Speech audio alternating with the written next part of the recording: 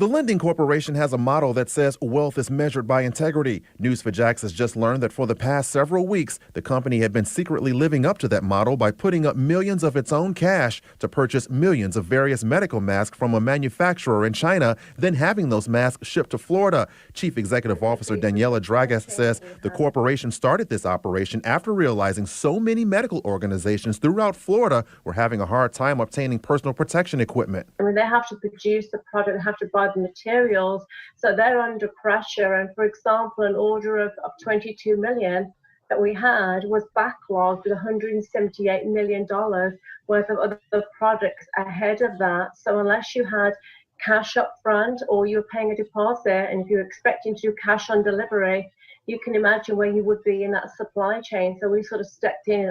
The finance corporation is also handling the logistics of getting these masks into the country by commercial and even private airplanes. The CEO admits that at times it's a process of learning as you go, especially in the beginning when priorities were solely based on money. You know, day by day there were challenges where one moment you could play cash on delivery, and the next thing it had to be cash up front or 50% deposit, because the supply and demand of any commodity was determining which customers would literally jump ahead of others.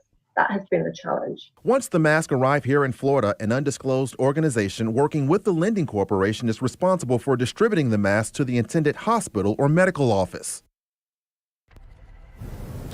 Danijella Dragas also told me that her corporation is now looking into helping medical professionals in New York, which, as we all know, has the greatest number of COVID-19 cases and deaths in the U.S. In addition to that, they are also working on the logistics of getting U.S.-made COVID-19 test kits into other countries such as India. Reporting live, Eric Avanier, Channel 4, the local station.